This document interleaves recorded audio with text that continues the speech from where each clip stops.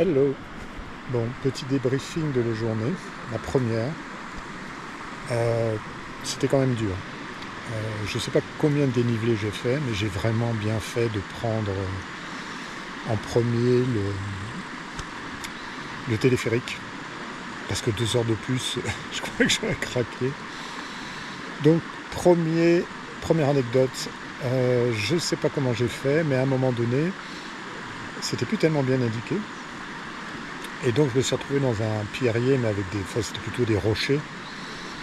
Et puis j'arrivais pas à aller jusqu'au cours d'eau parce que la végétation était tellement dense. Donc je suis peut-être resté un quart d'heure à tourner là-dedans. Il y en a qui ont dû se perdre aussi parce qu'il y avait des petits cairns à certains endroits. Mais il n'y en avait pas assez. Donc j'ai retrouvé le chemin en regardant plutôt sur Google Maps en me disant c'est plus par là, donc je vais essayer. Puis finalement, je suis tombé sur la fameuse passerelle. Alors, je crois que tu n'aurais pas aimé ça, Isabelle, parce que c'est la première fois que je vois une passerelle qui bouge autant.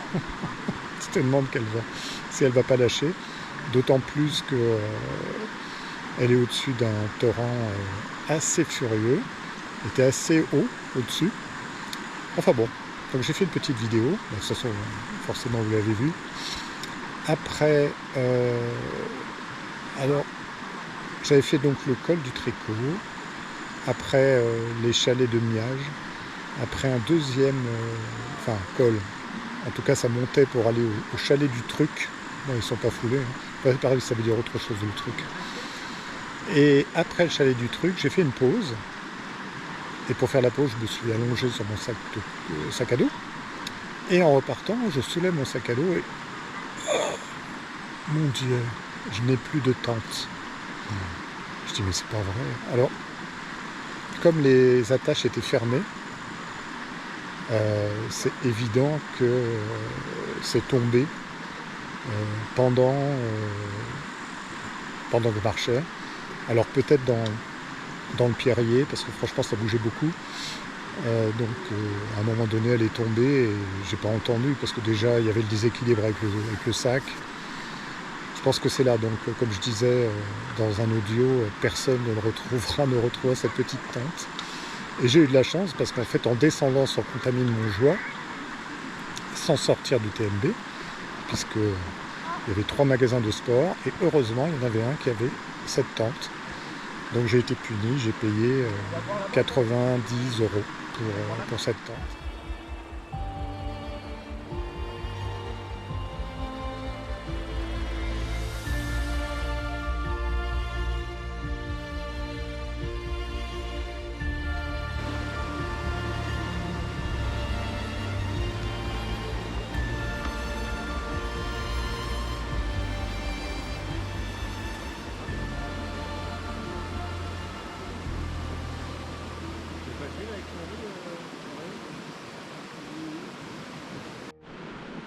Bon, 6 heures, réveil, petit déjeuner, ça va être sympa.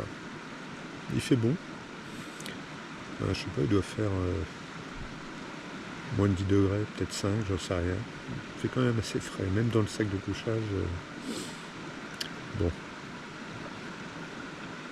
tout est calme autour.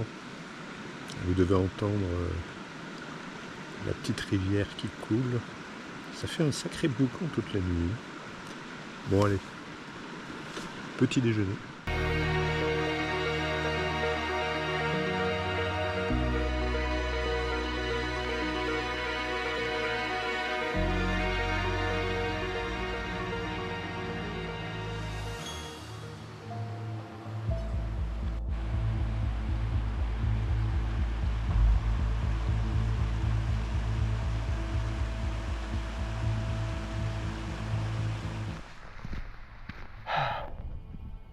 « 7h10, je viens de partir de l'aire de Bivouac, parmi les premiers, à peu près.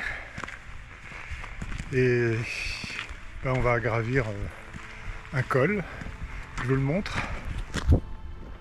Voilà. tout en haut. Bon, c'est préférable de le faire le matin à la fraîche, hein, parce que je pense qu'avec le soleil, ça serait difficile. Ça, la nuit a été bonne. Enfin bonne. Je me suis endormi, il était 21h, je me suis réveillé à minuit et j'ai pas réussi à me rendormir avant 2 heures. Puis après par fraction, mais là ça va, je suis en forme. Bon, peut-être que c'était le bruit du torrent à côté, je ne sais pas, ou trop fatigué pour dormir d'une traite. Voilà. Bon, ben on se retrouve, si j'ose dire, en haut, au col.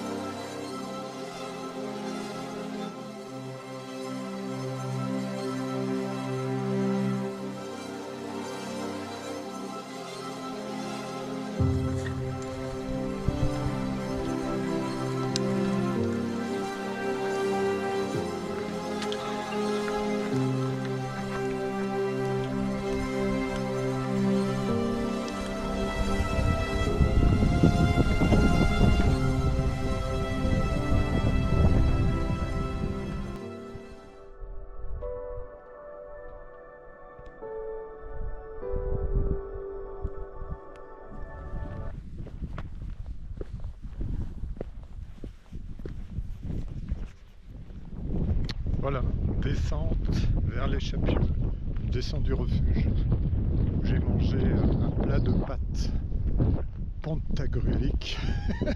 Je pense que j'ai du carburant pour descendre et pour monter un col après. Voilà.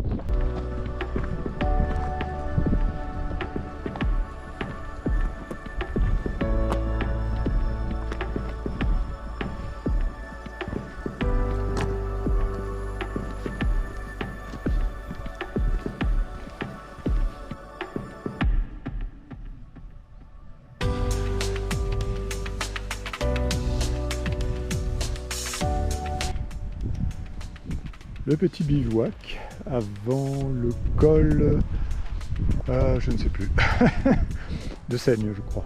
Ouais. Donc c'est le col entre la France et l'Italie.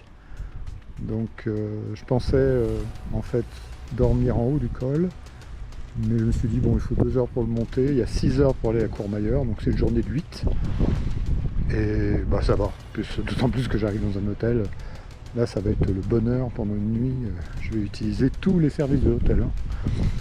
Voilà, donc quelques tentes près d'une ruine qui doit être truffée, j'espère. Enfin, je pense pas parce que comme il y a tout le temps des tentes ici et du monde, je pense pas qu'elles aiment beaucoup être dérangées constamment. Enfin, j'ai bien fermé la tente. Voilà, tout est enneigé en haut. Alors je ne sais pas exactement, il faudrait que je regarde quel est le mont qui est en face. Donc on va passer le col qui est sur la droite. Je te le montre. Voilà, là-haut. Et après ça descend. Et ça va sur Courmayeur où je vais retrouver la civilisation pour une nuit. Voilà, pour le reste, tout va bien. Il fait bon, le ciel est dégagé, il y a un petit peu de vent, donc c'est agréable. Donc le même temps, pareil, hein, même punition, lever 6 heures, départ 7 heures, il y a 2 heures de montée, et puis après 6 heures pour aller à Courmayeur. Donc ça va pas être une journée trop difficile. Et qu'importe, puisque le soir, je ne monterai pas la tente. Je vais refaire le plein à tout point de vue. Je vais me laver aussi. Enfin, les lingettes te servent, hein, je te rassure. Et après, il restera 4 jours. Ça va vite, hein. 4 jours pour retrouver les Ouches et l'hôtel et la chambre où j'étais.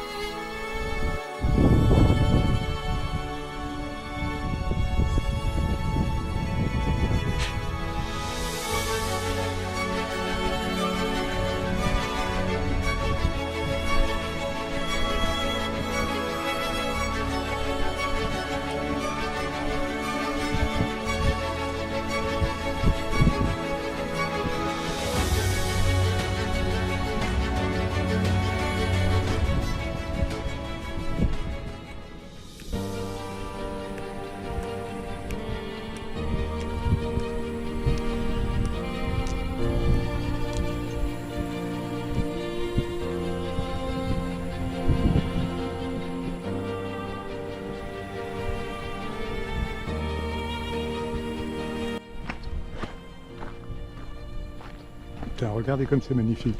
Je suis à 2 heures, 1h30, 2 heures de Courmayeur. Et franchement, on a un temps exceptionnel. On peut tout voir, il n'y a pas de nuages. Non, c'est grandiose. Je crois que cette partie-là, je ne pouvais pas avoir un temps meilleur que celui-là. Fantastique.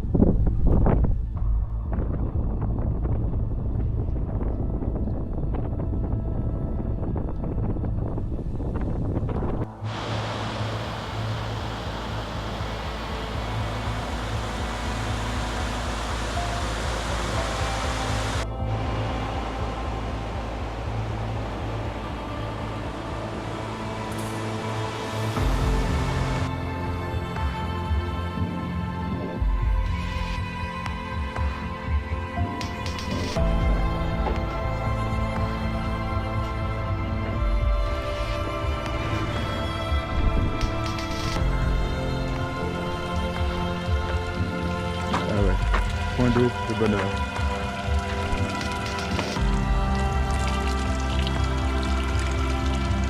Je vais m'en remettre, ma casquette est déjà sèche.